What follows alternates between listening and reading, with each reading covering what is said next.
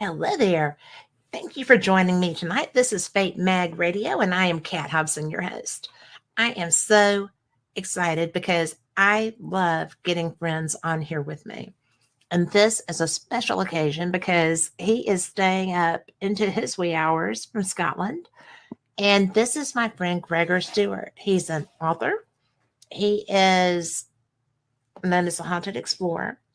He is one of the best paranormal investigators I've ever been around, and he's part of the Haunted Scotland, um, Paranor- Scottish Paranormal Haunted Scotland, and he's just a dear man. Greg, I'm so glad that you're here tonight. Thank you Thank for you. having me. It's lovely to chat with you again. Well, I think that things happen the way they're supposed to, and so not only have we tried for a couple of weeks to get this done, Yeah. but we are, this is our second take. I'm so excited. So it's things work out the way they're supposed to every time. Absolutely. Yep. So, I tell people all the time that you are the haunted explorer. And that's probably one of the most apt descriptions that I could give a friend is that one for you. Yeah, You're it's a kind of a name I came up with a lot of years ago now. It was actually the name of the first book that I wrote when I was first dipping my toe into writing about ghost stories. It was covering the lesser known locations in Scotland and my personal experience being there. You get a lot of books that will tell you about the ghost story associated to a place, Mhm. but I wanted to go a little bit deeper and actually, add how I felt when I visited. Rather than just write, I wanted to visit each location, get a take on it myself, and just offer my thoughts. So that's where I was exploring these haunted locations. So that's where it came about. What was your first one? The first book was Not the Scotland's first Hidden book. Hauntings. Not the first book. Oh, the first Your book, yeah. first haunted exploration.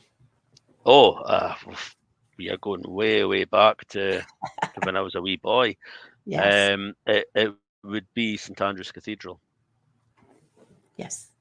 I grew up on tales about St Andrews, so I would go wandering around about the cathedral early evening into the night, just in the hope that I would see something. I didn't have any real knowledge about investigating at that time. It was more just soaking up the atmosphere, soaking up the Hmm. energy, and just hoping that you may encounter something. Did you? I did, yes. I saw a figure move at one point. The difficulty is the cathedral was, now it's closed at night time. At that time, it was open during the night time. So although I saw a fleeting glimpse of what to me looked like a white figure, I can't 100% rule out it wasn't just somebody else in the cathedral at that time, although I never saw anybody else move at any other point in the time I was there. So um, I'm fairly confident it was something, Right. but I can't categorically say it was. You know, that to me is fascinating because that place still holds your heart. Yes, yep, yeah. I mean, Yeah. it's my hometown. I was, as I say, I was brought up in the stories about the ghosts. It's where this inquisitive mind probably started, because people will always tell you a ghost story. If you ask why, you know, they tell you the cathedral's haunted, but you ask why, they don't know. They're just Yeah. retelling a story that's been passed down from generation to generation to generation. But I want to know why, what happened, um, who haunts it, why are they still there? And this is where you quite often find, once you do dig into the history of these locations, what actually happened there is far more interesting than the story that gets Yeah. handed down. And you find lots of other bits that maybe tie into other areas of the town that are also reputedly haunted, and you start being able to piece things together. I'm always a great one for a spirit or a ghost, whatever you want to call them, doesn't just fly around in there and think, oh, I think I'll just pop down there for a couple of nights. There's a reason. There has to be a reason why that energy is connected to that location. And it's finding that answer. So I always try to find the earliest possible writings about haunting as well. As they get handed down through generations, they tend to get adapted to suit the situation at the time. So I always feel if you go right back to the very start, when did the haunting first start to be reported? And that's the closest you'll get to the reality of what's going on. Well, one of the things that struck me the first time I was in Scotland, it was your passion for your country. It's just, and almost everyone that I met there, they're so proud to be a Scot. Yeah. I think we are a very, very proud nation. I don't think there's any doubt in that. Not at all. And my husband, who is not a traveler per se, is certainly not outside of the U.S. right now, was stunned when I said, I'm going back, just so you know. And he was like, well, why are you going back? I said, because of the circumstance of my first trip, I didn't get to see and experience the things I was supposed to. And I want to see them and feel them. And he was like, well, you can't really argue with that. Right. So when I kept adding an extra week here or there, he started going like, you're coming back, right? I was like, I'm coming back. I will always come back to you. So, and I do, but it was so funny because the difference in the first trip, I fell in love, right? Edinburgh is probably one of my favorite cities I've ever seen. And I have traveled in the U.S. a pretty good bit. But it struck me as being what the older parts of New York should be like, but aren't. Because there's not many cities you can walk around with a huge castle sitting right there in the middle, looking down over you. Wander through. I mean, it's so safe. Yes, yeah. Scotland is a very safe country. I know that there's going to be a few rogues everywhere that, just every country has them. Yeah, I mean, we have our problems here in Scotland, just like everywhere else has. But it's, for me, it's, I mean, it feels safe. Almost anywhere you go, you feel safe, and people will always welcome you. Yes. No matter where you're from, fellow Scots will welcome fellow Scots if you're visiting their area. Yes. And as you touched on earlier about us being a proud nation, that's probably why we love showing people around our country, and talking about our history and our heritage and things like that. So I always think that if somebody's going to make the effort to come and visit your country, the least you can do is welcome them and show them around, tell them what you know that they may be interested in. Keep it relevant, obviously. I'm like that here, though. If I meet somebody that's just either they have just immigrated here, or they're on holiday, then I'm like, what do you like? Yeah, exactly. What would you like to see? Yeah, and that for me is part of the important thing is, to actually ask the person, what is it that you want to see, what you're interested in. There's no point in me going on about something that they just have no interest in. Take time to get to know the person first, and then share what you can with them. Mm-hmm. Well, you do that very well. Thank you. So, well, and we had talked about your first book, you know, The Haunted Explorer, and you've got so many different ones. What, Yeah, I mean, 23? 23 books the now? 20, I think it's the 23rd one. I'm just finishing off just Yeah. now. I initially started writing ghost stories, but as I mentioned earlier, when you're digging into the history for what could be the reason why a certain location is haunted, you find out so much more about that area, the town, the people, etc. And to me, they were stories that were too good not to be shared. So I started writing more local history. It was with Amberley Publishing, I've just finished another book for them. It's called The Secret Range. So they explore local towns, local cities, but it's secret because it's the forgotten or the hidden Yes. stories from the town that shaped the town. So you get to explore lots of things that are maybe the darker side of history that people don't talk about as much. So it's quite interesting for me. And so you find all these wee local tales that are just brilliant.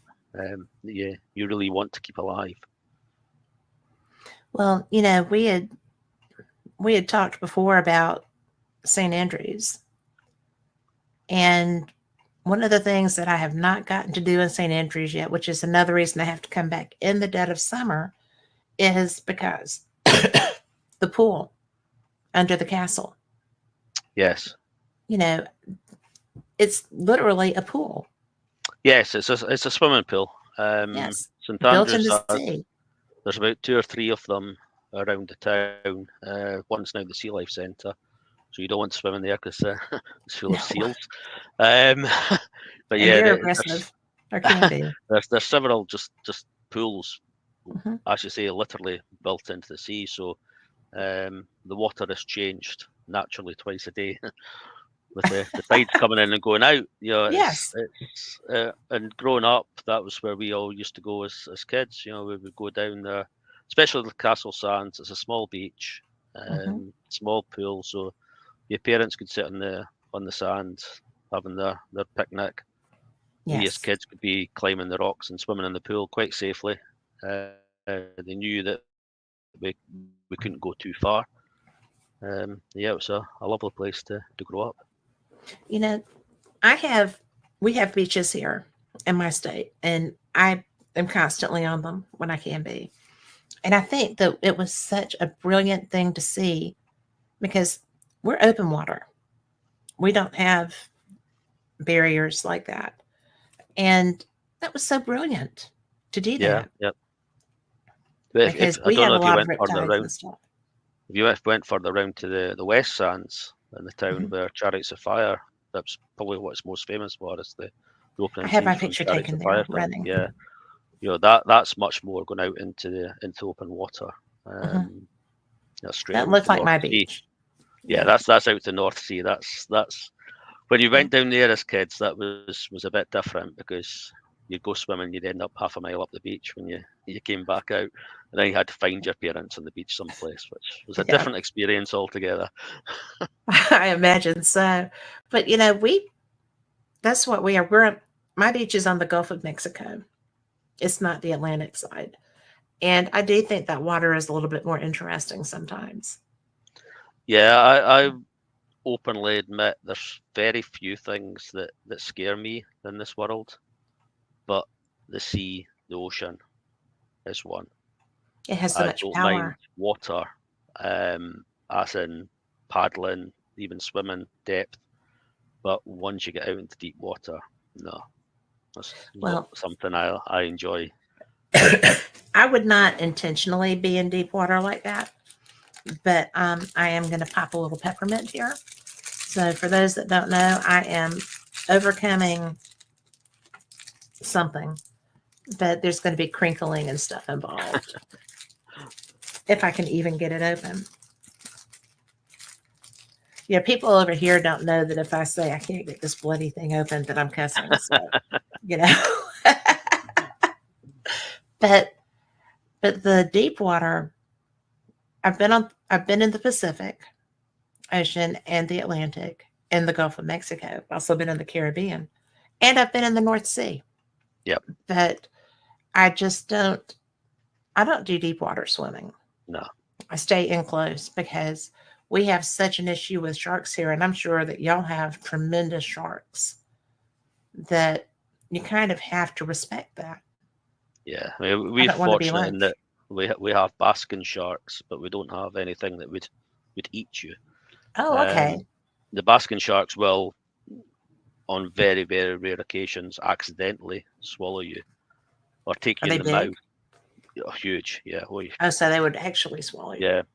I mean, they swim with their mouth open. They eat plankton.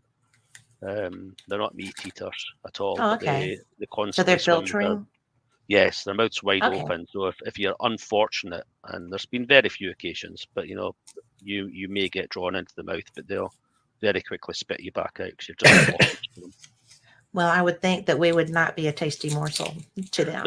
No, definitely not. Unless you've been in the See, salt water long enough that you're a fish. you're just a blockage, so they need to get rid of you so they can continue filtering the plankton. But that's the worst we get, fortunately. But That would not be freaky at all, right? no, not in the slightest. Oh my God.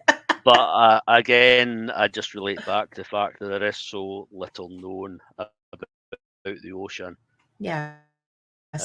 Basking sharks are the worst that we've got that we know about. What else is out there still to be discovered? Yes. That's a different question. And that's not what I want to find out. I don't want to be the guinea pig. No. Right? So I feel you on that.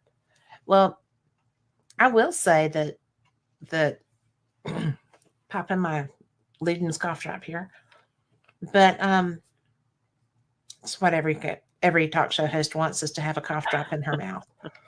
But when you started with your explorations, did you actually live in St. Andrews? No, I moved out the town when I got married many years ago. St Andrews is a town that's quite prohibitively expensive, unfortunately, to live in. So we moved out of the town with the full intentions that as our careers progress, we would move back. But unfortunately, our salaries never ever kept up with the increase in property value. In St Andrews, it's up there. I've spoken to Rick a few times, and it's up there to similar prices that he would pay in Hollywood areas. So yeah, Oh my it can gosh. be very expensive to live there. Well, to be honest, I did love the walkability of it. But when we were in Roslyn in the village, everything there was walkable too. Yes, exactly. I mean, I always look at prices in St Andrews, and if you move 5 miles outside the town, Mm-hmm. If you go in a radius of about 5 miles away, you will be able to pick up the same house for considerably cheaper. Yes. Well, that's kind of any metro area, although St. Andrews is not a metropolitan area, but it is a university town. It is, yes, a university town and a cathedral city, Mm-hmm. as they sometimes refer to it. That's a good descriptive term.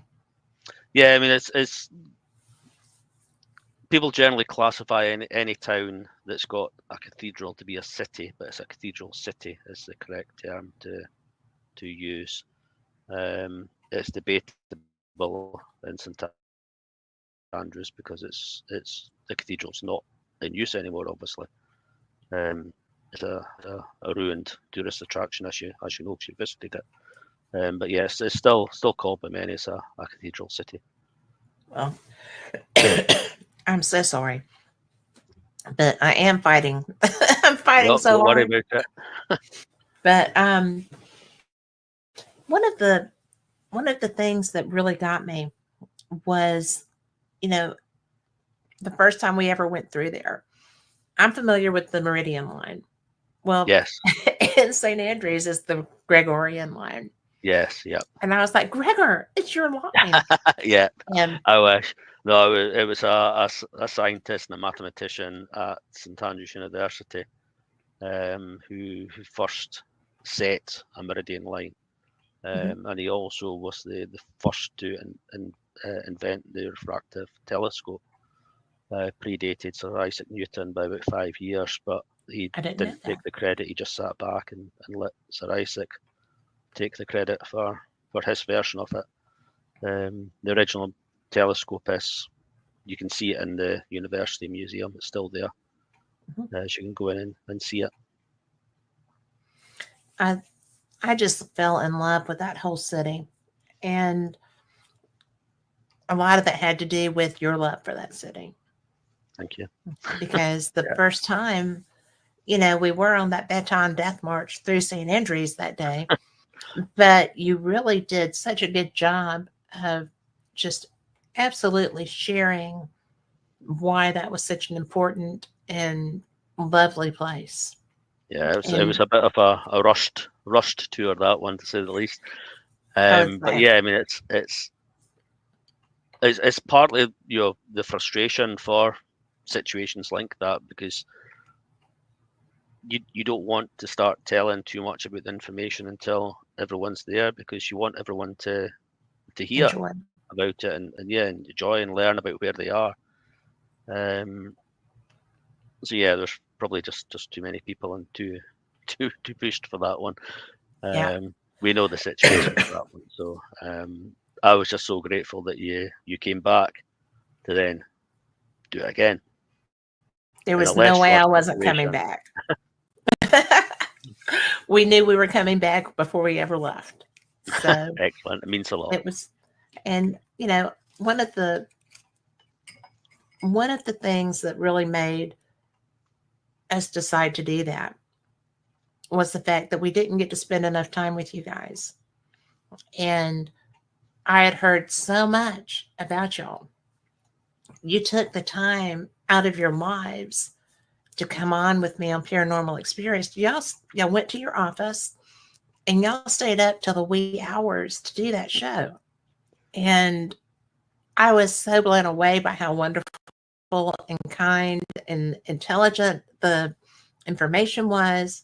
It wasn't any kind of like woo kind of thing. It was like scientists were researching, we're trying to find this information, and this is what we're doing. I already knew you were like that. And Yeah, even we when y'all were classify so ourselves exhausted, as researchers and investigators. We're not yes, storytellers. you're Yes, not. we will tell the story of what's allegedly, what activity happens there, etc. Mhm. But yeah, I mean, we go quite deep into it, and the historical side particularly, Yes. to find out the who, why, what's, as I call it. Yes. Who haunts it, why they haunt it, and what happened to make them stay there. Whether in visitation or whether they're always there. There's Yeah. got to be a reason for all of it. Well, and one of you're so patient with us, because I know that some of us get distracted easily, right? We get distracted when we're visiting other places as well. So, and Yeah. even different place in Scotland, we get distracted. So, we 100% understand that. We visit other countries, and Well, it's so we're different. exactly the same. It's so different. And for us, the knowledge base that you brought was all of you as a team. Okay. Yep. But the knowledge base that y'all bring to the equipment, to the types and styles of hauntings, to knowing the history of locations that you're going to, because you do need to know. I like to go into places with my skill sets sometimes without, I like to go in blind, as I call it. Yeah. Yeah. But there are times that I'll be doing that and I'll be getting something and I'm like, oh, well, there's no way this couldn't possibly apply to this location. And I'll hold back. And then later I'll be talking to somebody and they're like, oh, well, yeah, that happens there all the time. It's because, and I'm like, I should have said Yep. something.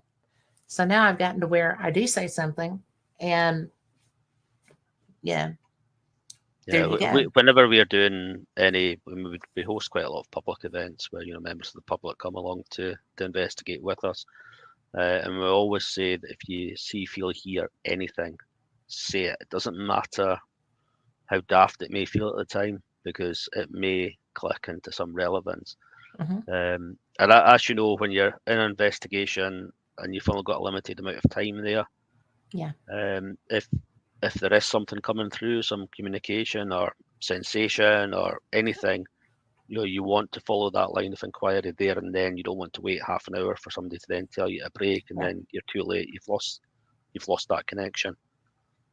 Well, when you were at Mingus, and that wasn't your first time. No, we've been going there many times. Where the sundial sits in front of the window. Yes. That place, that area of Mingus, to me felt like there was somebody standing there with me looking out the windows. And yeah, it's a fairly common occurrence up there for people to see a lady standing staring out a couple of the windows. She's seen that. When we were up there, when they were filming Spooked Scotland, we had quite a surreal experience, which continued on to our latest event there. When Ryan and the rest of the team were away filming the for the episode, I was sitting down in the coffee lounge just waiting for them to finish. It's the old Victorian wing of the castle, part of the old kitchen that they now use as a tea room. So I was sitting there just quietly waiting for them to finish filming and come back down. As I sat there, just suddenly heard a woman go, "Well, hello there." Oh, wait a minute. Did you hear that? Yeah. But there's no women in the castle, full stop. It wasn't that there's no women in that room. There's no women in the castle, full stop. And then about 5 minutes later, we heard footsteps above us. And there's a large room above us that's used for weddings and things like that. And we heard somebody walking back and forwards up there, and we thought, oh, they must be filming. That's how loud it was, and we just assumed that they'd moved to start filming there. And then when the camera crew came back in, coming down to get a cup of coffee, we said, "Oh, did you get anything upstairs?" And I said, "We've not been upstairs. We've been in the castle, up the tower." That's a Victorian wing, so it's a completely separate wing from the main castle tower. Yes. So it's not a case that sound was travelling. They were in almost a separate building, connected by one door, several floors up, and 2 meter thick stone walls. So, but we heard footsteps on the wooden floor above us. Clear Was as that day. where the caretaker lives, or is that where the bookshop He is? lives in a private property to the rear. Yeah. But we asked him as well, and he hadn't been in the castle either. Because that's something that I was curious about too. Because, like, if you're in the shop and you're coming down the corridor, yes, yep, then you start up into the tower. Yeah. And it was coming out of the shop and coming down through there that I was getting stuff too.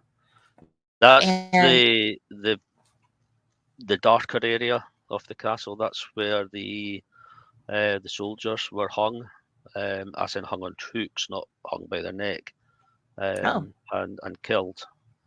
According to the story, there's a couple of variations about it, about exactly why they were hung, but they were allegedly hung on hooks in there, stabbed to death multiple times, and then their bodies were cut up and fed to the pigs to avoid them ever having any form of burial.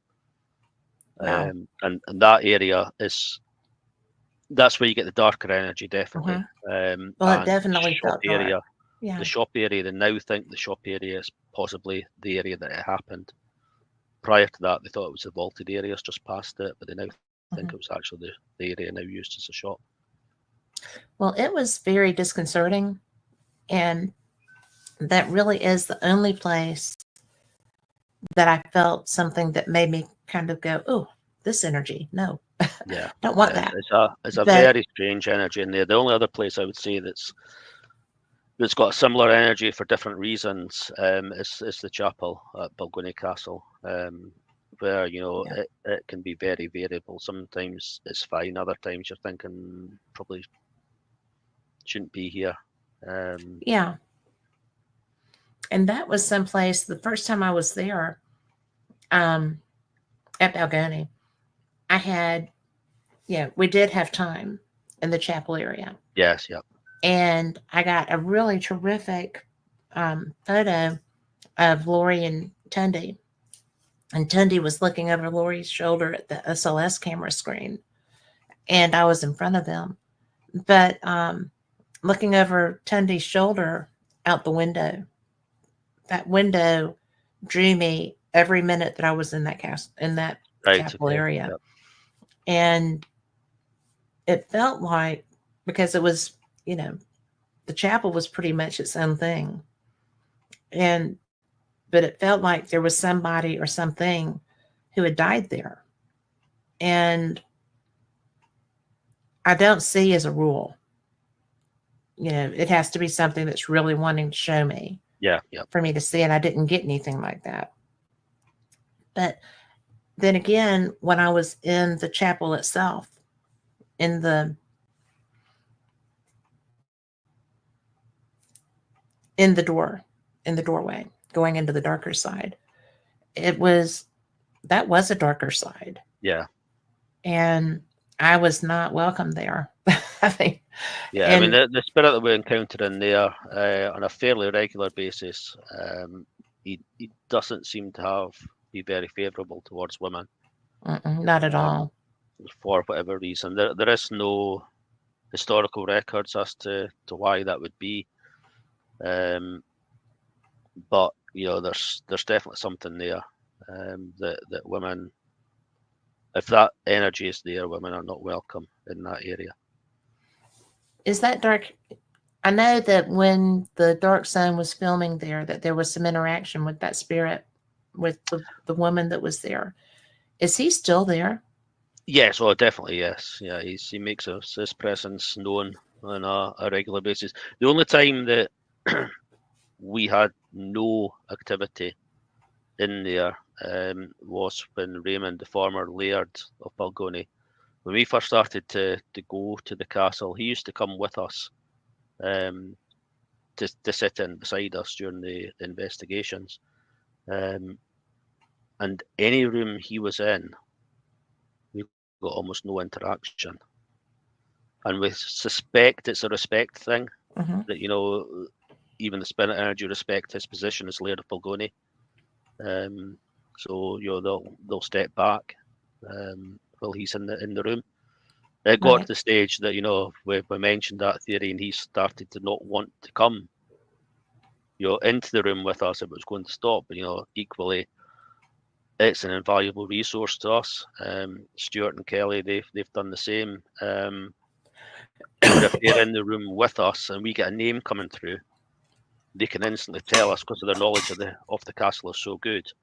They can instantly tell us who that person is, what time period they were in the castle, which lets us then relate the questioning to that particular their energy. Whereas if we didn't have that knowledge there, it would be a name that we'd then have to research later on, and then realise that as I mentioned earlier, we missed that opportunity. Excuse me. I'm going to need to pause just a minute. Not a problem.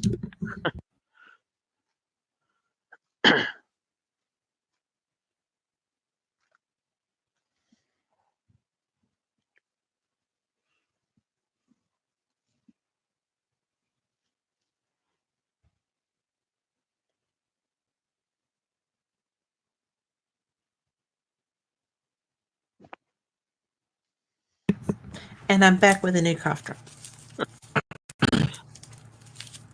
I'm so sorry. Don't worry about it. The good thing is that it's not COVID. So yay. But because I was at the doctor yesterday. So I Right. know Yeah. that's not it. But I live in the South in the United States, and everything is pollen Yeah. except for Not that cough so drop. good.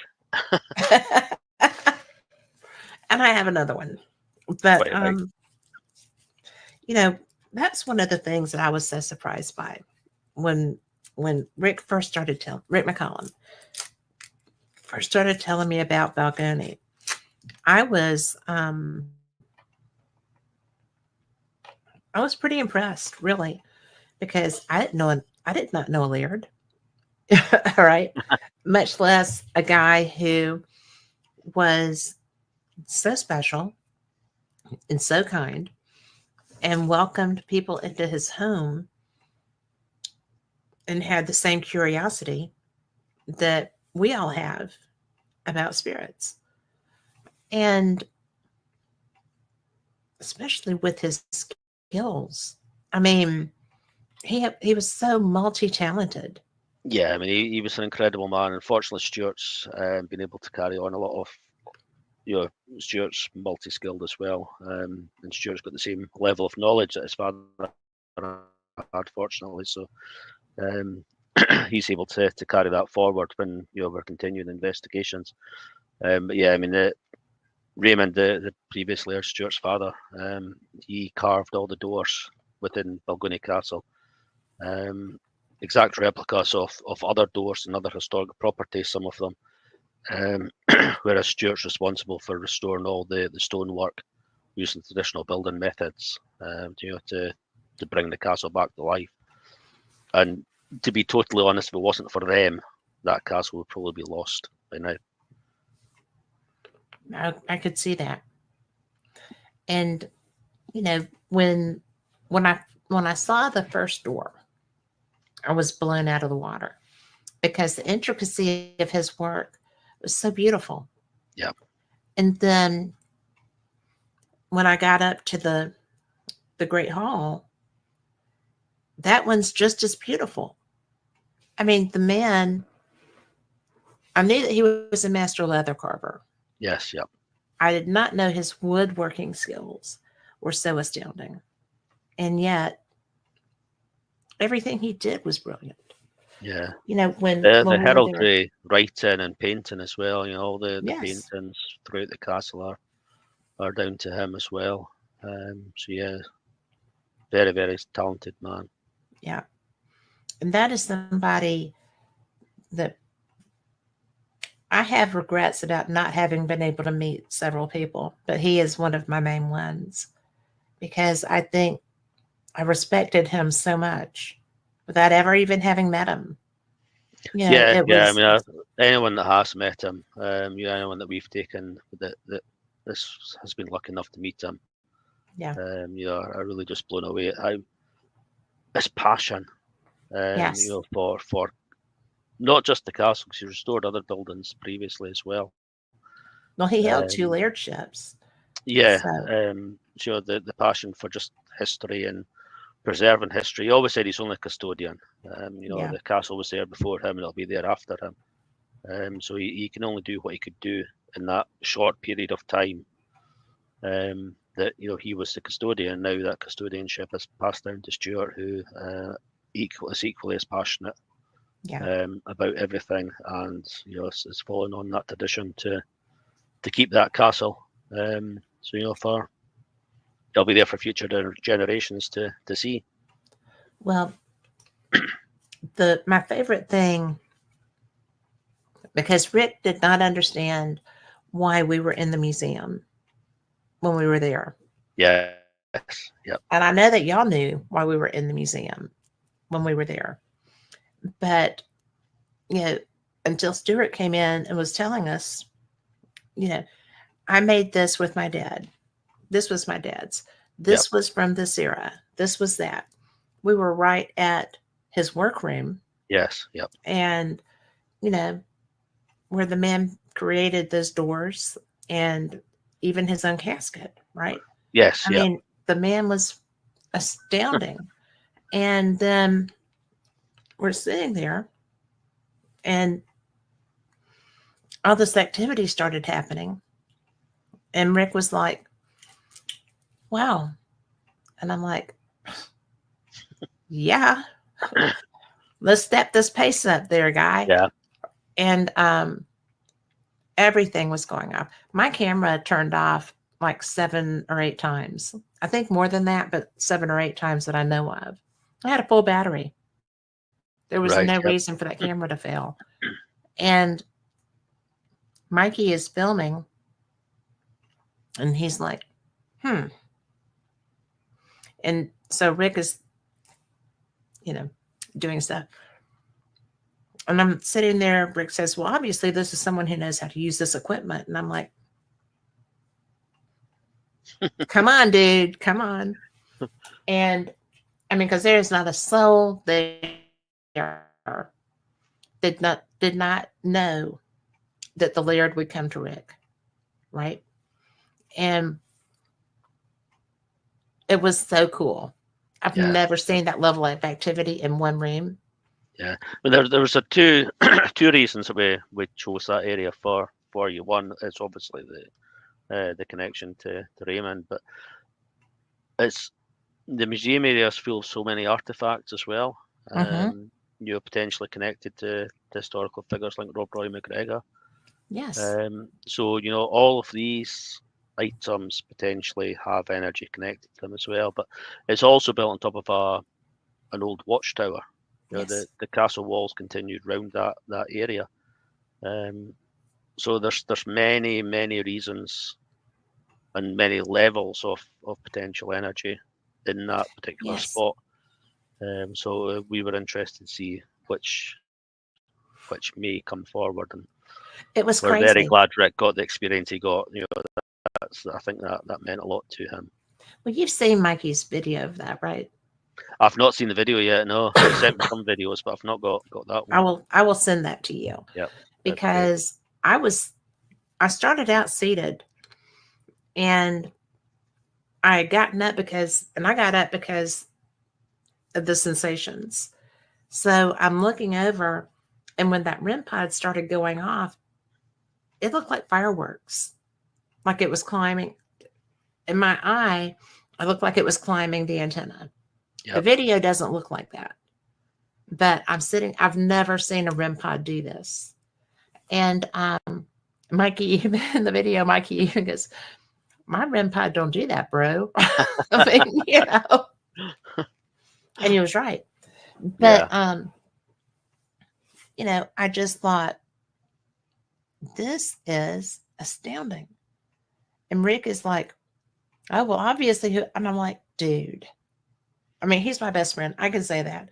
Dude, you catch up, Yeah, I think that in fairness, the journey back from that investigation was probably the quietest I've seen Rick post-investigation. I think he was still processing, what had happened during it. And it only happened with that level of activity in that first session. Yeah, yep. It was like, okay, now it's probably just I'm here, now you know. Yeah. But as we always say, no spirit's a performing monkey for our entertainment. Not even a little bit. You've had the confirmation and the the information that you need to know. So step back and let somebody else come forward if they want to. Yeah. But it was just truly, and one woman who was in there with us, I can't remember which lady it was. She was so brilliant, but she kept asking for the password. And yes. And I'm like, he is showing you his password. Yeah, it's okay. I have not checked my recordings. Yeah, there's a specific word that he told us that he would say to us. Rick and I have one. As you say, I mean, he was passionate about the paranormal himself, and more out of curiosity. Mm-hmm. He was just as interested in whether there is an afterlife as any of us are. So he always said that he'd give us a word. Yes. And if it's him coming back, he would say that word to us. So I've not heard it yet. No, I've not heard it yet, but that's not to say that I don't I've not felt that he was there. Yes. And it's one of these situations where you've put so much time and passion into a property. You could understand that this energy would come back to have a wee check in to make sure things are all okay still. Well, sure. And I thought it was so special that Stewart was, he came in there, and because I had said, well, if we're going to be guiding in the museum, I need to know what this stuff is. Yeah. And so he came in there and gave us a really great informative session so that we knew and we understood. But the model of the castle and stuff was so, Yeah. because they worked together on that. Yes. Yep.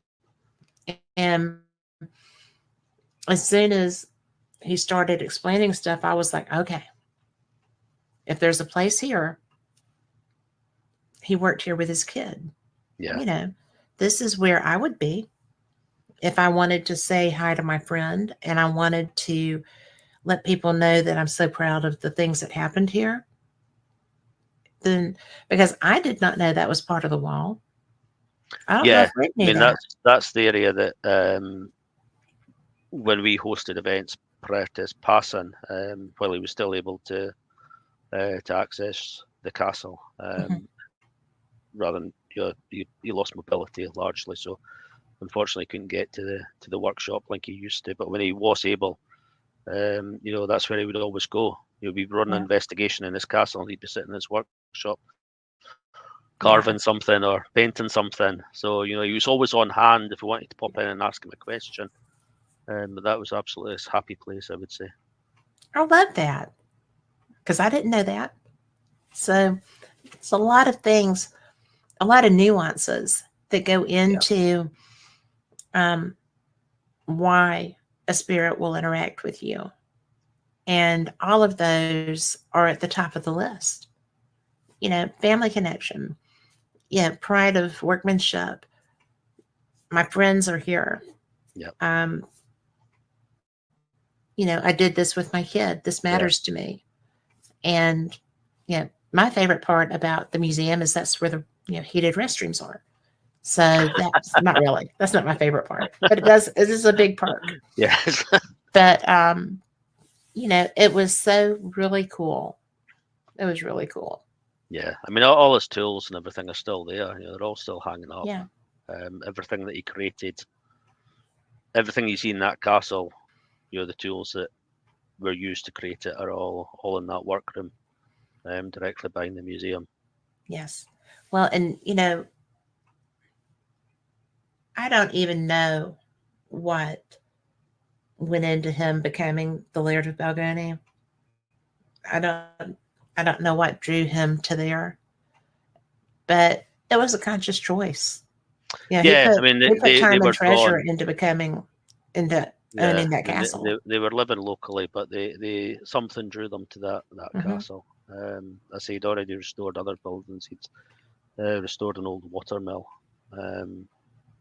But all these skills were self-taught. When he first came to Scotland, he basically just got on the train with a bag and went to, I think it was Perth he came to, because he thought it sounded like a nice place. Yeah. Spent his time in the military, and then started working on farms and just worked his way, learning as he went, and just continued going and going until, almost one of these stories that you start as a wee boy getting on a train and end up as Laird of a castle. It's a fascinating story. It is fascinating. And that's just as I say, everything's self-taught, and that to me is a pure sign of the passion, because you don't learn things to the level that either he or Stuart are capable of doing it if you're not passionate about it.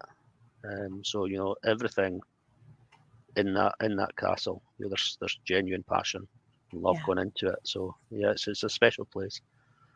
It is such a special place. And I can only imagine how much you miss that friendship. Yeah, so massively. Yeah, yeah. Even though he's still there, not being Yeah, able to I mean, we interact used to daily or always, after an investigation, didn't matter what time of night it was, we would go in.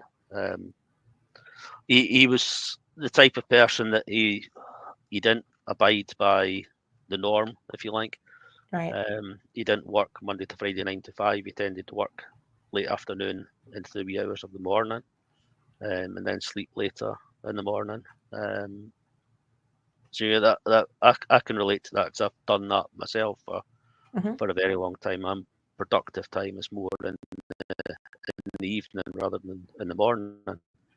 But it meant that we could finish an investigation at 2, 2:30 in the morning, and he would be sitting waiting for us to go in and give him an update and tell him what had happened. And he was always fascinated by everything, and the amount of times you would say something and he knew immediately who or what it could be that you were talking about. Okay. It was brilliant, just because I say he had that depth of knowledge that he could connect things and give you good pointers for where to go. And other times, he would sit and read. You tell him something that happened, and because he had a massive collection of antique books, he would sit and go through them and find some information for you. Kelly does that as well, Stuart's wife. I mean, she's got the whole family tree for the castle. So, we can come up with a name that if she's not familiar with it, she'll research it for us and come back to say, oh, this was the connection to the castle. So we can start to make these links, which is, to me, is very important because, I mean, Yes. if you're speaking to spirit and want spirit to speak with you, at least you can do is know who they are and what their story is. I agree with that. Yes. I always think that how bored must spirit be from people going in? Is there anybody here? Are you a man? Are you a woman? So we get asked why do you keep going back to the same place? We say, well, we believe that we've built up this trust and the connection with the energy that's in that castle now. They know us. We know as much as we possibly can at this stage about them and who they are and what their story is and what their connection is. So it's that kind of bond, trust, whatever you want to call it, that we tend to get more activity from them because they know us. We, as much Yes. as we possibly can, know them. I agree with that. I have people that laugh at me because I have places I like to go. And for a long time, through COVID, since COVID, um, I've had a lot of stuff happen that I couldn't investigate nearly as much as I would like to. And so now that I can get out and go and do things, it's it's so special. And, you know, my local haunt decided that they were going to just be a museum now. They weren't going to allow paranormal Yeah. investigation. And I was just kind of like, well, but you might not have a museum if it hadn't been for the paranormal community. And the lady got offended because, you know, well, so we had a kind of tense discussion about that at one point. Yeah, we've unfortunately got places here that are going similar. Yeah. Which, and again, I kind of get it, because I know of instances where teams have gone in that haven't been as respectful as they should be, to the building, the artifacts, or the staff, or all. Right. But I think it's a bit unfair to brand everyone with the same because you've had a couple of bad experiences. Yeah. Or because they've built a stage now that they're very successful as a historical museum or whatever themselves. So Well, it's more of an event center now. Yeah, they forget the step up the paranormal community gave them to actually get where they were. Yeah. Plus, I think again, talking about respect, if I knew I ran or owned a museum where people for years have been investigating against spirit activity, who am I to then say nobody can speak to them anymore? What effect could that possibly have? Could these spirits get a bit frustrated at the fact that you're taking away the people that have been coming in? And take the situation with Balgoni. We've been going there, as I say, for a lot of years. We've built that trust. If that suddenly got taken away, we'd be very upset. Would the spirits also be very upset about it? It's just one of these. We don't know the answers, but it may be that they're soon asking for teams to go back in because they're experiencing activity, and that activity may be prompted by the spirits expressing that they're not very happy about. I think that's always a possibility, particularly with the place that I'm discussing, because my doctor has children, college age and younger, and he said, "Yeah, my kids know what you do, and they would like for you to take them ghost hunting." Yeah. And I'm like, "Well, I don't hunt them." But okay, it's a phrase we don't like particularly because we're not hunting anything. Yeah. But anyway, so I took them to this place, and it was great. I took them in the downstairs area. There was motion all around us. There were taps, tugging on shirts, things like that. And so when we were leaving, the youngest son said, "Oh, something's wrong with my stomach." And he raised his shirt up. He had been scratched. Oh, right. I've never had that happen at that location. And so his dad, being a doctor, said, "Oh, yes, that is abraded skin. That's an abrasion." And I'm like, "Oh my God." So they went on, and I went back in, and I went downstairs, and I just had my recorder. And when I was down, I was going to make sure I didn't leave anything in there, but that was not the main reason I went downstairs. But I was like, who did that to him? I mean, why would you do that? He's a kid. And you waited until he walked out of the building. And so I heard motion up above me where there's a bunch of impellers and stuff. And so I just had my recorder, and I'm like, who is up there? Why are you walking around over me? Or something like that. And you heard this one voice say, "Bad customer." Okay. And then another voice said, "Jawohl." And then the third voice said, "Bad customer, eat poop," but the other word. Yep. And I was like, I didn't hear that until I got to my car and could play it back. And I'm like, that was 3 people. Yeah. There were 3 people walking around up there. If I'd have known I got an answer, I'd have said, "Which one of you scratched him and why?" So it was like, oh my gosh, this is insane. And I always talk about that particular incident because it was three people talking besides me. There was no one in that building. It was a cold, rainy, nasty day. Nobody but us were crazy enough to be there, and we were inside. And that's the first time that I've gotten that kind of conversation level on an EVP. And it blew me away. I mean, there's a few times now we've had similar that, it's almost like there's a conversation going on between, I think it was Niddry Street Vaults in Edinburgh. We captured audio. It was like children, and they were like urging each other, almost. It wasn't the exact words they were using, but it was almost like, "You go first, no, you go, no, you go," type conversation. You speak to them, no, you speak to them. And it was fascinating to hear because we often question, can they see us? Do they, can they hear us? Yes. What do they see? Do they see things as they were in their time, or are they seeing us there as we are. And I think that gave a very good indication that, at least for some anyway, they see, as we see places today, they saw us in that building. They knew what we were doing, and they were urging each other. They were all a bit scared to go first, but they're all saying, "You go, no, you go, no, you go." Yeah. So it was a brilliant audio. I think Ryan's probably still got that, and we are going back there in February, so it may well get shared again fairly soon.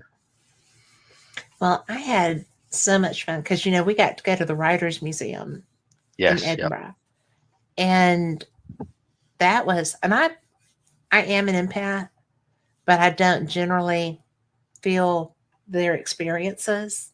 I just feel them, and I got whacked in the noggin, right, like yeah, the back of my head. And I actually put my hand up to see if there was blood because I was like, oh my God, what just hit me? But that was one of the most brilliantly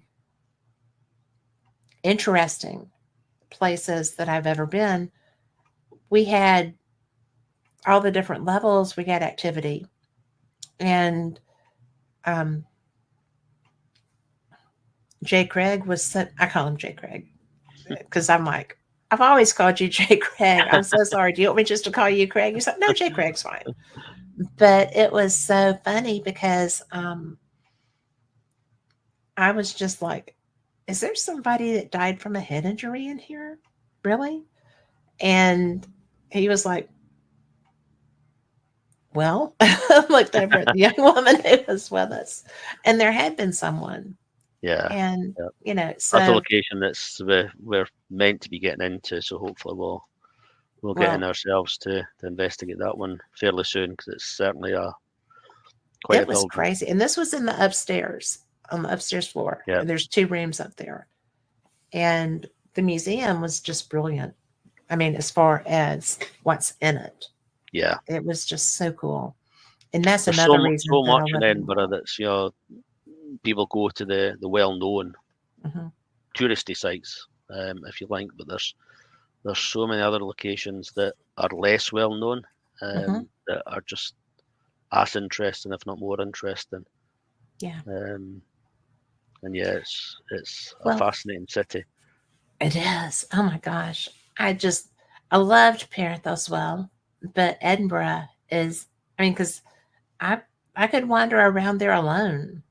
Yeah, It's so, you know, I like it in the early morning. I like it in the rain. I like it late at night. It's just a brilliant city. yeah, And it was even Banshee Labyrinth, which I didn't get a lot of activity in, but it was so cool because of what it was. yeah. I mean, we've had quite a lot of good activity in the Banshee, but we went in when it wasn't open. Hmm. So there was no customers in or anything. So it was a lot quieter then. But yeah, we actually got some incredible evidence in there. When we were doing it, the audio came out with some references to a church and water. Now, we couldn't quite connect at that point what this reference was, but we were live streaming it at the time, and somebody in the live stream said there's a church just down the road, but it's not a historical church, if you like. You wouldn't know looking at it from the outside it's a church. Okay. Um, it's only really when you read the signs you went, oh yeah, so this. But when we looked at the historical maps, when the Banshee Labyrinth, the vaults, the Little Street vaults, etc., they're actually built into the bridge. People say they're underground. They're not actually underground as such. They're the vaults that support the bridge above it. Hmm. And Okay. then they built houses either side of them, which enclosed it, so you feel like you're underground. But when they built that bridge, they actually realigned the road. When we look at historical maps and overlay them onto the original street layout, there was a church with a well in the almost direct vicinity of where that pub now stands. So Really? we're getting connections about a church, and water. It was there. Historically, it was there. You don't notice it now because I say the street's been realigned. You don't realise that things are slightly different from they were historically. But when you look at the old maps, there Wow. they were. That's pretty good evidence for me. I would say I would be happy with it. Yep. I mean, Then the next question, the frustration is, who is it we're speaking to and why? yeah. So we probably need to go back. Another investigation there's probably long overdue to find out. But I mean, we kind of got distracted in there by the energy from what we later found out is the room, is the pool room, the snooker room in the bar, which actually sits directly above the stone circle and the vaults below. Yeah. And that had some. I'm not necessarily saying I believe the story told, but it has energy. It has quite intense energy. So that room being directly above it, you could understand that that energy could come up through into that chamber too. Wow. That is interesting. That is one of the things that I love about you and your writing is that you do find these things. Yeah, I mean, as I say, I think it's just important to understand why. I've always had this mind that I need to understand why. So if somebody tells me how something works, I need to know why. How does it work? And equally, if something's haunted, why? Yeah. And there's lots of questions. If some place has been haunted hundreds, thousands of years, what's the energy source? Something must be fueling this activity. So what is it? Are there ley lines under the area? Is there underground water? I've just asked the question on our pages. I'll be sharing onto the website in the next couple of days about anniversary ghosts. Yes. Because people report activity on certain anniversaries. But though I can't remember the exact year, 1651, I think it was, we went to the Gregorian calendar. We lost 11 days at the start of September. So when we're looking at the calendar today, take the Battle of Culloden. That's probably the most famous anniversary ghost in Scotland. If you're looking at the anniversary of the battle today, on today's calendar, you're 11 days out. Because we jumped forward 11 days when we changed the calendar. So okay, if it's not the lunar, and I mean, again, lunar's not an exact science, but if it's not the lunar or 12-month anniversary, why does activity happen on a day that isn't actually the anniversary? Is it because so many people are focused, their energy, their thoughts, their remembrance on the battlefield, and that fuels activity to happen?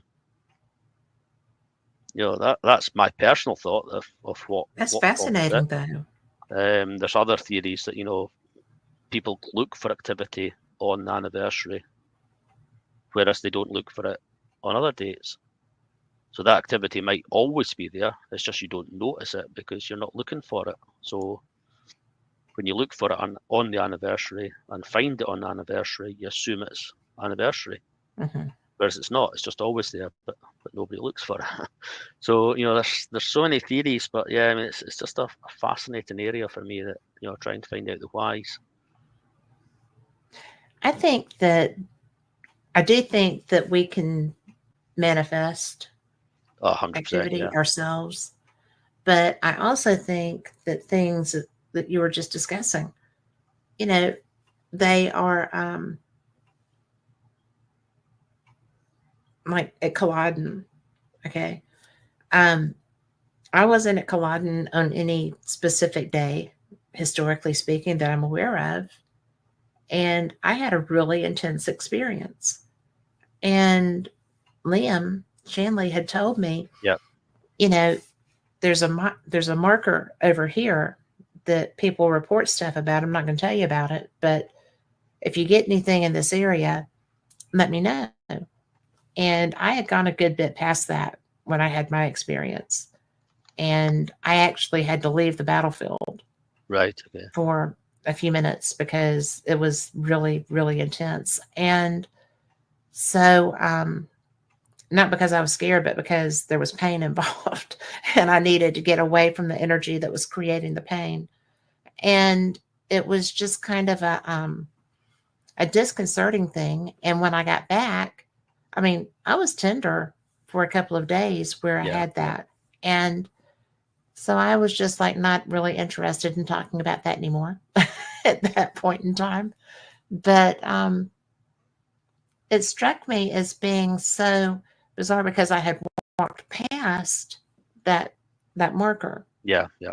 but I had gone down a fair amount, you know, not forever away from it, but past it when it started feeling that way. And I thought, well, this is the second time I've had something like that since I got here. Yeah. And I don't want any more of these. I'm done. Thank you. But it's really weird how they will manifest, because I'm an empath. I'm sometimes a medium. I mean, I'd really choose most of the time not to hear. And I definitely don't want to see a death state. And I put that out. I'm like, I Yeah. don't want to Yeah. see your death state. If you want Mhm. to communicate with me, you have to be you. And, you know, you can tell me what happened, but I don't want to see what Yeah. happened Yeah. because I'm squeamish. I don't deal with stuff like that very well. And great big sissy girl. But it's like when I was at Culloden, no, Chorus. When I was at Chorus, Yep. I had, some experiences there that I don't share because they were a little weird. You know, I didn't know what it was because I didn't know their history at the time because I'm like going blind. But I did know some of the stuff that had happened, like the young woman that was buried under the rock and things like that in the Yeah. sea. Lily CD. Lilies, yes. That to me was bad enough, and that wasn't the worst. No. And so I just was kind of like, well, that's enough. I don't need more. I know. And because I was speaking with a young woman this week who is a witch here, Yep. and I had just found out that there was a museum and in Scotland. And so when I was talking with her, just our conversation, I was like, well, I just found out about this. She was like, that happened in Scotland? I was like, it wasn't just Yeah. here. I I think mean, this it is was one not of the just things here. people don't realise because Salem is such a famous, Yeah. period of witch trials. It was actually Mary Queen of Scots brought it Mhm. in Scotland. People put Queen Mary on a pedestal as one of these, the first feminist almost, if you like. But Yes. she introduced the Witchcraft Act, and some theories are that she introduced it to try to push particularly women to go back to the Catholic faith, because Scotland was going through the Protestant Reformation at the time. Queen Mary came back as a Catholic queen Hmm. from France to a Protestant country. There was great suspicion that she was going to try to convert the country back to a Catholic country. And there's some thoughts that the Witchcraft Act was to try to encourage women to go back to being more obedient, like a good little Catholic faith. Don't speak, don't be seen. Just do what you're Yeah. told, type thing. She in fairness never really saw the Witchcraft Act through. It was her son King James who absolutely kick-started the witch trials in Scotland. But it was his mum that brought all these things in. Hmm.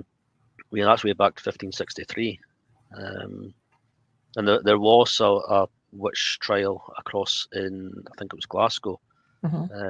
and the woman was deported to North America, and about a year later, that's when the Salem trial started.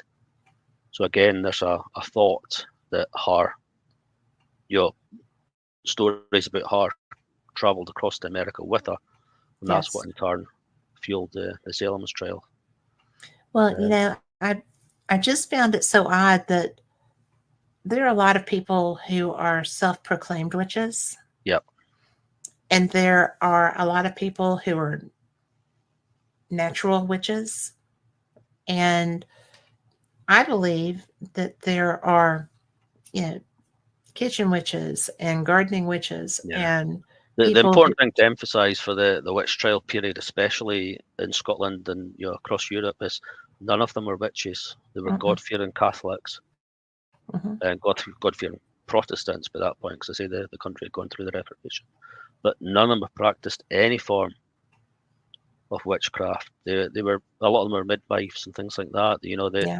Well, the belief was that a woman should just pray to God, Yes. for pain relief. So to administer any form of pain relief to them was witchcraft.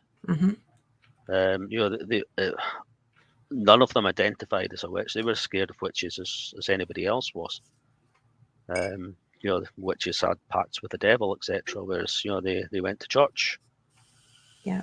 3-4, however many times a week they were required to go. They were absolute God-fearing people who just ended up in the wrong place at the wrong time. Well, that's one of the things that I did not know a lot about that until I was there. And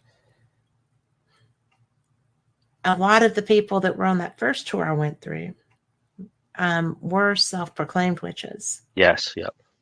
And it was just like, well, I almost said something ugly. I'm not going to do that.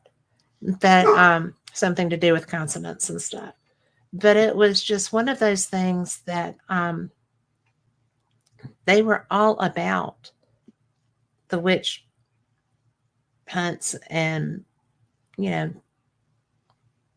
I think that one of the reasons that stuff stuck so hard is that it's scary. If you stop to think that people can cast against you and do all these things, even though the men and other women that were making those statements knew that wasn't so. That to me is the tragedy. Because anytime I'm talking about it to people, you've got to emphasize to people, because we can look back nowadays and think, how could people believe this? Yeah. But when you've got the church who held massive power and your king, King James wrote a book, Demonology, about how to identify and find and torture a witch. When you've got your king writing books about it, you believe it. Yes. When you're told your child's ill, or your child died, or your crop failed, or your horse died, or your boat sank, killing your husband, and it was a witch, and it was her across the road, you're looking for somebody to blame. You're going for. You don't have that knowledge. Most people couldn't even read. Yeah. So they believe anything that they were told. When you've got the lead authorities telling you, you couldn't Google it. So it was just a different time period. And you've got to put yourself in that mindset to understand why it happened. Well, something that I think it's just a human thing, because at different points in time, everybody has come up with their own reason to persecute someone else. Yeah. The witch trials and things of that nature, you had a populace that was so much more vulnerable than the people gunning for them, and there was no one to defend them. Because that was quite an important thing about Queen Mary's Witchcraft Act. She went further. She followed England, introduced their Witchcraft Act first, and then she did the Scottish one. But she went further than the English did. She had an extra bit added, that roughly translated would mean that to aid and abet or consult with somebody who was later found to be an accused witch, a convicted witch, you too were a witch. Oh, So well, you know that adds a you could different see flavor. your loved one. The amount of times it would, if you're doing a tour about the witch trials, there's always some bloke that will sit there and point at their wife when you start talking about it. Oh, take her, ha ha ha. But then when the reality hits that your loved one could be taken from you, imprisoned, tortured, and ultimately murdered, because it was state Yeah. murder, It is. and you couldn't speak up to defend her. Yeah. There's nothing you could do. You had to explain to your children why they couldn't go to their mum. And then at the end of it, if you could afford it, you got billed for it. Really? Yeah, oh yeah. I mean, the town That I did not the know. town had to pay for it. There's numerous bills. There's quite a famous one from Kirkcaldy, where the wording is on the pain. You had to pay for the pains of the executioner, because it was such an ordeal for him to have to execute somebody. What about the pains of the person I would that was think most getting of those executed? guys were Yeah, getting off on it. yeah. So you were paying for the wood, paying for the rope, paying for the barrels of tar, paying for their time in jail. Yeah, it was ridiculous. Without a doubt.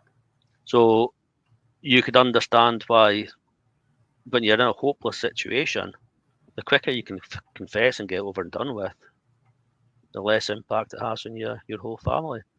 You stand to lose everything and anything that they ever owned. Yeah, it was just an impossible situation for people. It is. And to think I loved Kirkcaldy so, because I Yeah, I mean do. it everywhere happened, I know. absolutely everywhere in Scotland. Yeah, there was hardly a town that wasn't affected. Was because I did not realize the Chorus was so close to like Bonnie Bridge and places like that. Yeah, they're So all it's just not far further up from on the urban river. areas. No, But but again, back then places were far smaller. Back then Edinburgh was only what you see now as the old town. right. Edinburgh's built it's either 5 or 7 hills. I can't remember exactly how many, but that's why they built all these bridges to interconnect it. Mm-hmm. So Edinburgh at the time would basically just be the castle on the main street, Princes Street, Yes. or the Royal Mile, down to it, Princes Street and things like that. Never existed in these times. Walled city. Yeah. As most towns at that time were walled, so you didn't leave or consult with anyone outside your town. Yeah. You had no idea what was going on outside. There's one trail from Curas, Helen Elliott. She actually managed to escape, but it's a sign of how desperate she was. Her torturers, her jailers, left her bound in the steeple of the church, while they went to warm themselves at the fire and have a wee drink because they were tired from watching her. But she wasn't as tightly bound as they thought she was, so she managed to escape. But they were completely unaware of it until they heard her screams outside. She'd leapt from the tower because probably trying to kill herself, because killing herself was more favourable than what she faced. Unfortunately for her, she lived, and she broke. It would have been virtually every bone in her legs up to her hips, and the description is that she had a severe ruptured injury to her stomach. You can imagine landing feet first from that sort of height onto stone. But she was just bundled back into a cart and the next day taken up to the burning site to be executed. You would expect her jailers would possibly get into trouble for not doing their job. But the story came up that while they were distracted, the devil came to save her. And he flew with her out of the window of the tower. And she then looked at him and uttered the words, "Oh God, where are you taking me?" And at the words, "Oh God," the devil dropped her because he was terrible. He didn't like these words. Wow. And as a description, she leapt or travelled as far as the streets in Edinburgh. Now, somebody living in Curis at that time would imagine Edinburgh would have massive wide streets. It'd be a massive distance that she travelled. The reality is, I don't know if you ever went into places like Mary King's Close. You could stand and touch the buildings on either side by stretching your arms out. They're very narrow, but because people hadn't seen it, didn't know, they could only let their imagination go on with what Edinburgh must look like. So for them, this accused witch had travelled a vast distance, whereas reality was she was literally outside the tower. Insane. Isn't it? I would like to say that it's so unimaginable that people could be that unkind, but people in different cultures still are. Yeah, I mean, it still does exist today. Yeah. It's very difficult. It's existed throughout history. I know. Since the start of historical records, there's, as you mentioned earlier, there's been one reason or another to persecute different people for whatever reasons. And yeah, I mean, it's on the paranormal side, it's quite a difficult one for me as a researcher, because what I've found, we've investigated places connected to the witch trials. We tried to speak to the ministers, the jailers, things like that, because personally, I don't believe that the accused would be there. Why would you come back to that No, place? I don't think so either. Whereas the ministers, the jailers, who spent a lot of time in these places, they may still linger.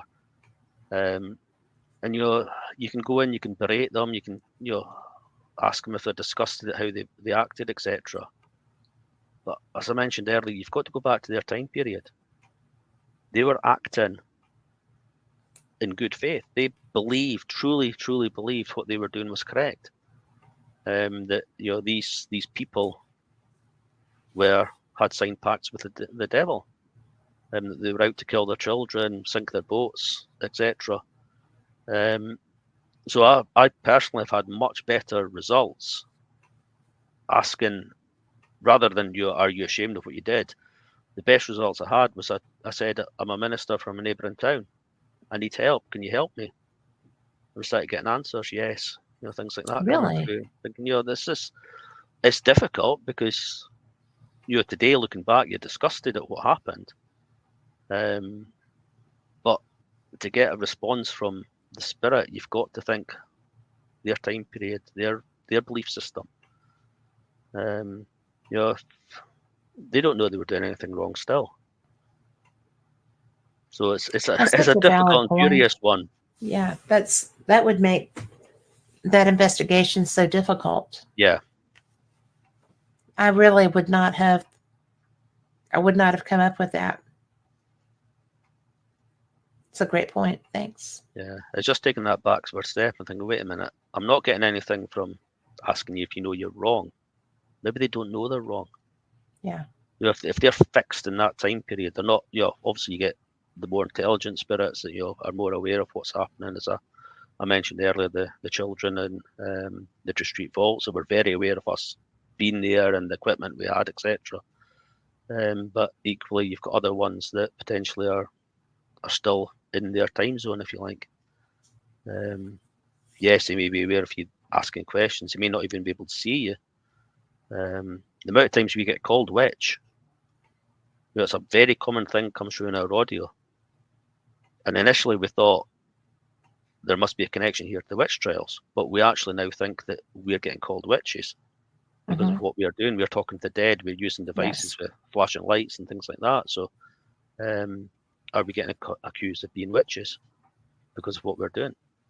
It would be interesting to go back and go through the experiences where you were getting that and see if there was any activity happening around you. Yeah. Like they were trying to capture you. Yes, exactly. Yep. That would I imagine you've got a lot of evidence to go back through to look to see if you can. We've got so much evidence There's still so much. still to go through. It's quite unbelievable, and it's just growing and growing and growing. We are so busy at the moment, and yeah, next year's going to be the busiest year yet. This year's our busiest year yet, so we've got a mountain of evidence that we're still working through, and we keep adding to it. Yes, I have that same problem, and it's just me going through it. It's like, oh my gosh. Well, for Why do me, I- it's predominantly Ryan that does all the analysis side for the audio. 'Cause, I mean, that's his area of expertise. Right. I dig up the historical side, whereas Ryan does he does some historical as well. But he does all the audio analysis. Well, So he's really good there's at a that. lot of pressure. Yeah. Quite often if he gets a really good capture, I'll hit the books to see what I can find to try to connect it. Yeah. Yeah, Well, it's a never-ending task. Well, that's why y'all are such a good team, though. I mean, everybody brings something to the table. Oh, absolutely. I mean, I think if everyone had the same interest or the same area, it would become more competitive, if you like. More competitive, and also, boring's not the right word, but yeah, it would I be don't like, think you get the same results. yeah, if you're not you'd have exploring the every avenue. one-trick pony kind of thing. Yeah, yep. And yet, do you know that I still get reached out to by some of the people that investigated with us at Balgoni? Right. And there's one woman had asked if I would investigate because they're coming to the States. If Right. I would Okay. come and investigate with them. And I'm like, oh, please. Yes, please. I will investigate with you anywhere. But, the people that follow you and come and do your events are just brilliant people. Yeah, we have what we call the premium members or subscribers club, and that they're fantastic. What we did years ago, I'd sat down and spoken to Ryan about I always use the example, and some people laugh at me for it, but if you're interested in art, you go to the art club. If you're interested in running, you go to the running club. If you're interested in the paranormal, what do? You join Haunted Scotland. We wanted to create a hub where people could come and speak to like-minded people, share experiences, share evidence, etc., and learn, because none of us growing up had any opportunities. We had to learn it ourselves. Until such time as you get to a stage where you're confident enough to join a team. If you can find a team to join, first of all. There's no opportunities handed to you. So we wanted to create opportunities for people, whether they're very experienced investigators or somebody that just got general interest that would like to know more. I always say that I can learn as much from somebody that's just started as somebody that's done it for 30, 40 years. Yeah, exactly. They might just say something, just throw a random comment, and you think, oh, wait a minute. And you can start making connections with things that you've questioned yourself, but they've given you a wee comment, a wee idea, and you think, oh, right, okay, and that, you start to make sense of things. So, yes. It was never set up that we're going to teach people how to be paranormal researchers, because, we do it our way. It's not to say that's the right way or the best way. Other people do it differently and get good results as well. It's people have got to learn their own way. That includes equipment, what equipment works. You try it, see what works best for you. So yeah, I mean, we've got this really, really loyal following that we're really grateful for. It's more like a community, a family. We quite often refer to them as Scottish Paranormal family, because that's what it feels like. The people help each other with travelling. Let them stay at their house, go out for meals with them. We've seen people that are event goers came to us as just event goers and now running their own teams. It's great to see, because we couldn't do it without their support either. They're really good at boosting us and supporting us with events and things like that. And they share all their evidence and things like that with us as well, which is so valuable that if we're at an event and they experience something or capture something, that information is shared with us. We've never ever believed in just hosting an event and then that's it till the next one. Yeah. Get the conversation going afterwards, who experienced what happened, builds the story, builds the evidence for that location for the next time you go back. So yeah, it's great to have so many people there. I say we all learn from each other. We are not there as the ones doing all the teaching. They teach us as well. Well, and they're so enthusiastic. Yes. One of the things that I thought was probably one of my favorite things that's ever happened to me in Scotland, and that's saying something, was before the Balgony investigation, someone took us into their home. Yes, right? yes, For the Daniel. barbecue. Yeah. And what a home. Yeah. That was so cool. The old church. With a churchyard cemetery. Yep. Yes. Where Rick found a relative. Yes, yep. And, I'm just, Rick finds relatives everywhere. But apparently the McCollums were, a randy bunch. But it's so funny because I don't even know how many people were there. And these people had this beautifully renovated church for their home. They had all the things. There were so many people. There was so much food. There was so much fantastic conversation. There was so much enthusiasm for going to Balgony. They were so nice to us. And, I'm just like, oh, this is so much fun and so special. Yeah, it's something that's happened a few times. We're fortunate to get into that property because of what it is. Daniel, the ones that it's only fairly recently they'd moved there. Well, they did a brilliant job, by the way.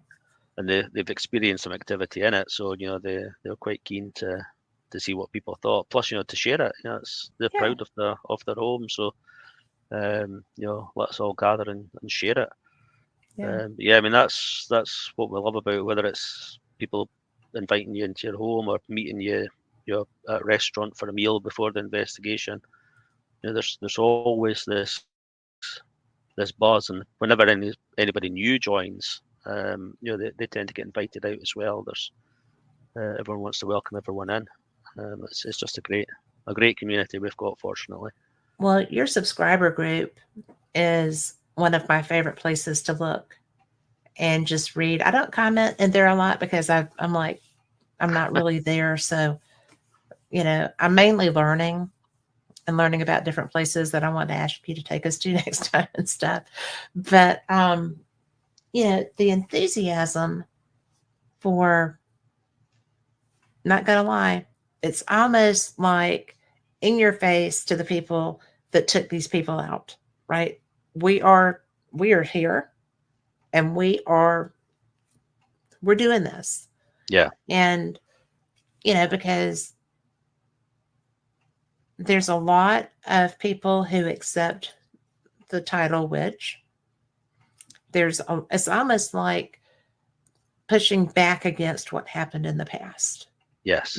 It's just like, so no, there's too many of us now. You can't do this.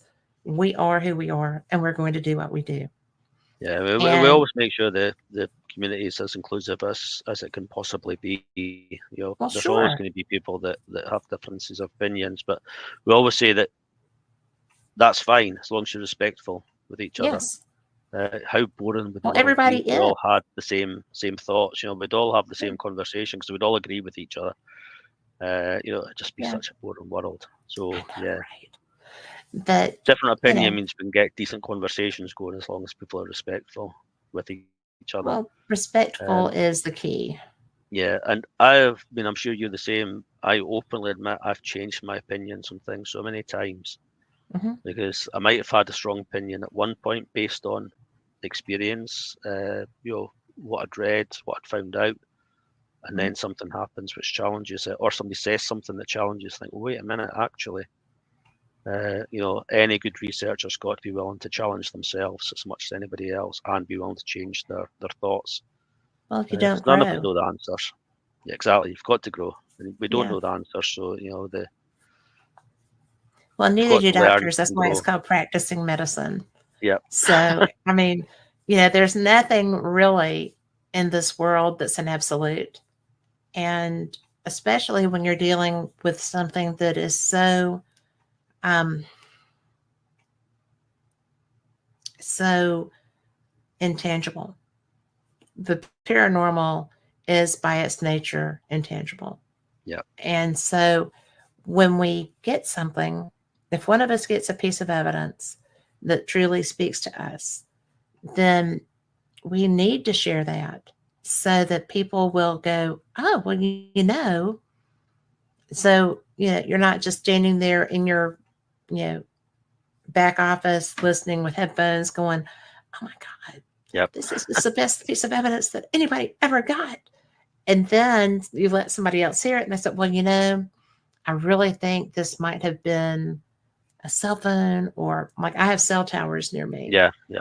And I've actually had other people's conversations in shows before, because I really think because of the cell towers. And so I don't generally review evidence in this room. I go downstairs. Yeah. Because I'm underground. And I feel like there's not much that's going to interfere with that. Yeah. But we have to share so that we will understand that either, well, heck yeah, that's a great catch, or I feel like maybe this was that. Yeah. And while you're really good at what you do, I think maybe this one's that. And yeah, well, we will always share, but we only share evidence that we think is good enough to be shared. The amount of stuff that doesn't get shared, it's incredible. And when it gets shared, we will offer our opinion on what we think. If it's an audio, what it says; if it's an image, what we think it is. But we are open to other people's interpretations. If they think they hear something different or see something different, by all means share what you hear. We all have different ears. Generally, if it's an audio, we need to be pretty sure of what it is. Well, Ryan does, because as I say, he does it all. Very fortunate to have him doing it. But it's open that if somebody else wants to offer their opinion, we're not telling you that it's definitely this, definitely that. Listen to you it don't do that. and come up with your own conclusion. Equally, we're not saying it's 100% paranormal, because come to your own conclusion on it. We can't explain it, and that's as far as we're going to go. Yeah, that's a pretty good trip. I mean, it really is, because that's I know that I gush on about your group a lot when I'm talking to people about the people I admire in the paranormal. I do. But y'all are my first experience with a team. I mean, because I've done y'all before the shows, prior to becoming Ryan of the telly. Yeah. That I did do that to him. I did that to him. It was fun. But it was just you guys, going out and doing what you do and sharing on Facebook, and then catching people's eye, because you do have good catches. And it's just I like that you don't necessarily call yourselves ghost hunters. Yeah, because we always say nobody wants to be hunted. No, I don't want to be hunted. And I think the level of respect that you bring to the field is why you've gained so much respect in the field. Thank you. But yeah, we do try to. We're not here to judge anybody. People use different methods. People use different methods. That's absolutely fine. we would never ever tell somebody that something doesn't work. If we're not sure Right. ourselves, we understand how does it work, and then trial it. As I said earlier, the understanding is the most important thing. I did that when Echovox, as it was, first came out as a app. Mm-hmm. Me, it was a phone app. Come on, eh? Radio waves, telephone, all the rest of it. And I would ask numerous people, how does it work? Nobody could tell me. People were telling me, oh, it was designed to do something else, but accidentally started picking up ghosts. I think that's the story of the Frank's box. That's not this. Yeah. And it wasn't until I was speaking to Ryan about it that he could explain how it works. And right, okay, now I'm getting someplace. Let's trial it. Incredible, absolutely incredible evidence through it, and it drove us to then have our own app built. Mm-hmm. It's not only a case we know how it works. We designed it. We know what the audio is. It's got no full words in it. It's only got bit sounds in it. Everything's reversed. People say, oh, GPS and things like that. I wish we were clever enough to put GPS trackers in it that would know where we are and Google it and come up with certain historical information. It's not that complicated. It's quite a basic app, to be honest. But when you ask, when you stand in a historic castle and you ask for the name of the castle and you get the name of the castle, that's pretty good evidence as far as I'm concerned. But it's just this understanding, and that's not to say everyone should use apps or everyone should use voice boxes or everyone should use K2s. Find what works for you. Mm-hmm. Yeah, because different things are for different people. Yeah, your personal energy connecting to a device, which is energy as well. That's where the connection is. Find what works. Don't discount based on what somebody else says. Trial it. Try it yourself. Understand it. Try it. If it works for you, good. Use it. If it doesn't work for you, find something else. But don't tell other people that it doesn't work because it didn't work for you. Right. It's got to be this open-minded. I always say, or more recently been saying to people, how daft would you feel if you categorically said, for example, the PSB7 doesn't work. Yeah. And then in 6 months' time, science accepts a capture through the PSB7 as conclusive proof of the paranormal. Do you not feel a bit silly because you've gone out there and said categorically it doesn't work? Yeah. You're quite correct to go out and say it doesn't work for me. I've not had very many good captures for it. But don't discount anything because none of us actually know when this groundbreaking, conclusive proof is going to come or how it's going to come. Well, so my groundbreaking, conclusive proof comes with those pendulums that you gave me. But I do use tools too. Yep. But yeah, I had a gentleman on with me who did a show about pendulums. And he told me how to recognize ones that work. And I'm an amethyst girl. And one of the ones from your shop was an amethyst. And the other one, I don't remember what it is. It's way over there. But if I have lost something, and I have house spirits that are goofy and they do strange things sometimes with my stuff. But I can take that amethyst pendulum and say, I need you to show me where this is because it's important. Mm-hmm. And it is almost like clockwork. It's just unbelievable. Yeah. And I have 2 other pendulums that are good, but they're not that good. Yeah. So you can't, like you said, you can't discount if you're not doing it or if it's just something and obviously that doesn't work for you. The particular stone crystal, the amethyst, that's what your energy has that connection with. Yeah. So that's what works best for you. Somebody else may try it and it doesn't work so well for them, but one of the ones that don't work so well for you might work better for them. It's all about this connection. Well, relevant to that, do you know where Rake Castle is? Yes, yep. I've been there a couple of times. we went there, and one of the girls was using dowsing rods. Yes. Yep. I love dowsing rods. So I But people watched for a discount them. while, and it started getting a little slower. And I said, "Can I do that?" And she was like, "Yeah." And she handed them to me. And so I was getting responses, and I was, you know, enjoying myself with that, because that's, to me, that's effective. Mhm. And do you know that I got burned on my hand Oh by no, I those didn't know dowsing that. rods? Yep. And I was just like, oh my gosh. And Mikey took a picture of it, because I was like, this is so weird. The only other time I've been burned was by red jade. And it was a man's stone that he was really excited about, and he handed it to me so that, he said, feel Yep. this. And so I closed my hand on it. And when I opened my hands up, I had a burn there too.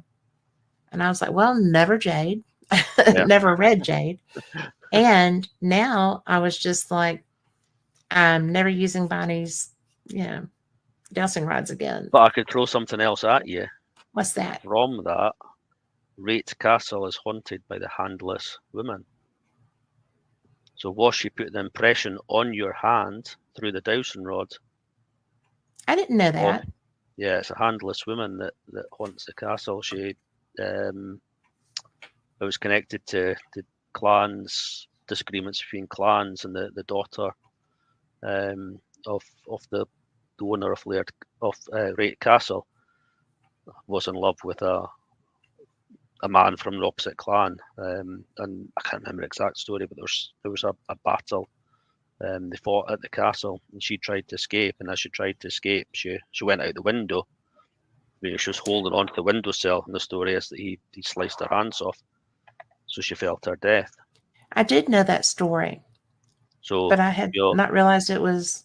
I would Wow. just ask the question: is it the dowsing rods, or is it the spirit of this handless woman putting that impression, showing you where her injury that ultimately led to her death Oh my was? gosh. So again, I would just try the dowsing rod someplace else and see what happens. It's Interesting. Well, I ordered if it a happens set again, just you know like it's definitely those. the rods. Yeah. But if it doesn't happen again, it's possibly spirit impression from that castle itself. Well, I dowsing rods actually are one of recently these. ordered them.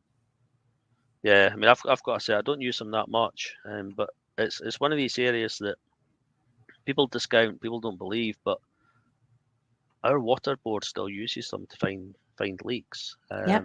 I was watching a television show the other night about crystal hunters in Mhm. Australia. They're using the dowsing rods to find the crystals, so there's something in them. I do believe them. I didn't used to, because they're so easy to manipulate. Yeah, I think Right? that's the problem. Anything like that that's easy to manipulate, people unfortunately do manipulate, and that then gives anyone that doesn't want to believe in it all the evidence they need to say they don't Yeah, work. I've used them a couple of times on true investigations, like home investigations and stuff, where people needed real answers. And I like them better than just about any other piece of equipment for stuff like that. Yep. Because they're an immediate, they're visual. I like using a voice recorder that's attached to a speaker. And I just like things that people can see immediately or hear immediately. Yeah, yeah. And with the SB7, there's so much noise that it's very individual. Yeah, People will I hear mean, what they we want to get hear. that at events when we use things like that. Some people will hear it, other people don't hear it. It's Or not they until hear you then different go away. things. Yeah, it's Yeah. not until you go away and do the analysis and clean out all that background noise that you really capture. But equally, that background noise is necessary to get the captures. So it's a no-win situation. I know some people, there's a setting on the PSP7 to remove the background noise, but Yeah. anytime I've tried that, I've never had really anything coming through it. It needs that background noise to create It sound does. waves that spirit can then remanipulate into into whatever they want to say. Well, I have the Scottish Paranormal app. I like it. I've tried Echovox. I have a very difficult time with my settings on that. Yeah. So I'm not really Echovox enthused. is definitely a bit more complicated. As I say, everyone's pretty It is. straightforward. What I should have It's- done is had, one of you guys or Ryan, set it for me while I was there, but I didn't think of that. But it's I like tools. Yeah. I do. Again, though, with our app, we'll happily show you the settings we use. Yeah. That's not to say they're the best settings for you as an individual. Well, for your hearing, there may be a slightly different setting that lets you hear better. So, though we're always happy to share the settings we use, we always encourage people to try different settings, find what works best for you. We will talk about that. Getting me set where I trust y'all, and I tend to pick up stuff when y'all do. Yep. So I'll try your settings, and if they don't work, I'll play with it some more. Yep. But I'm a big believer in the good use of tools. So I actually, my thermal imager, I don't have like a big fancy one. I have a literal HVAC tool that does video and screenshots, because I want something that I know works for other applications, and maybe it'll work for mine too. Yeah, exactly. We've got it's Seek Thermal that we use. Yeah. And yeah, I mean they're quite interesting. But again, you've got to understand how they work. The amount of times that I see the images getting shared that that's just your heat source reflecting off something else, or you've had your hand.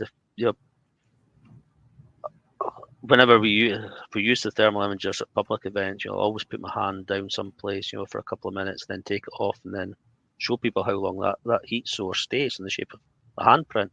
Mm-hmm. I set mine for cold. Right. Yeah. I look for cold. Yeah. I mean, we look ours are set for both. Yeah. So we can try to discount anything, because a lot of time we use the thermal imagers if we're in the woods or something like that. We'll use the thermal imager to find out is there something there. Yes. And it won't be the first time we've heard stuff. We've thought something's happening. There's a cat in the tree. Yes. I know, right? But it's important to us that we can exclude that, because we don't want any false positives. We don't want to present something unless we've actually properly looked into it to see if there's a natural cause for it. So the air thermal imagers are mostly used to exclude things rather than find anything. Yes, that's the best. We're out of time, my friend. That was quite quick. It didn't feel like I know, even with me choking to death and stuff. So tell people real quick where they can find you. I've got your G Stewart. I can't read my own hand. Horror. That's an old website. Well, tell people where they can find you. Yeah, hauntedexplorer.co.uk and scottishwitches.co.uk are my two websites. Both drastically need updated and mine too. Don't feel bad. Back into use. They've not been used for a long time, so we've just been too busy. And across social media, you'll get Haunted Explorer, obviously, for myself.